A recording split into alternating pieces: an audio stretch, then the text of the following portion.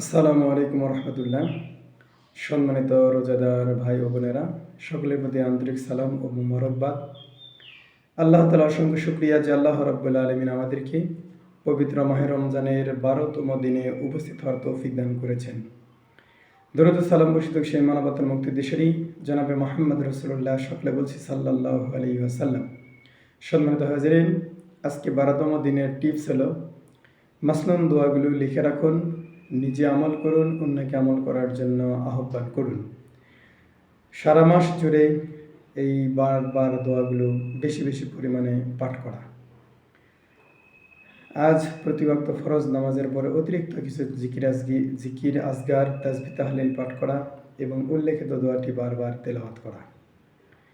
সম্মানিত হাজিরিন, আল্লাহর নবী হযরত মুহাম্মদ সাল্লাল্লাহু আলাইহি সাল্লাম ঘোষণা করে দিয়েছেন, কেউ যদি দিনে ১০০ বার সুবহানাল্লাহি ওয়া বিহামদিহি সুবহানাল্লাহিল আযীম এই শব্দটা তেলাওয়াত করে, তাহলে আল্লাহ রাব্বুল আলামিন তার জীবনের সমস্ত গুনাহগুলো মাফ করে দিবেন। এমনকি তার গুনাহগুলো যদি সাগরের ফেনার মতো অনেক বেশি হয়ে থাকে, তারপরেও আল্লাহ রাব্বুল আলামিন সেটা মাফ করে দিবেন। বলুন সুবহানাল্লাহ। সম্মানিত উপস্থিতি, আসুন পবিত্র মাহে রমজান একটি একটি করে আমাদের মাঝ থেকে বিদায় নিয়ে চলে যাচ্ছে।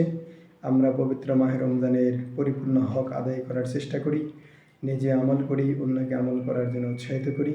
আল্লাহ রাব্বুল আলামিন আমাদের সবাইকে এই পবিত্র মাহে রমজানের পুরোপুরো সওয়াব অর্জন করার তৌফিক দান করেন। আমরা সকলে বলি আল্লাহুম্মা আমিন। আসসালামু আলাইকুম ওয়া রাহমাতুল্লাহি ওয়া বারাকাতুহু।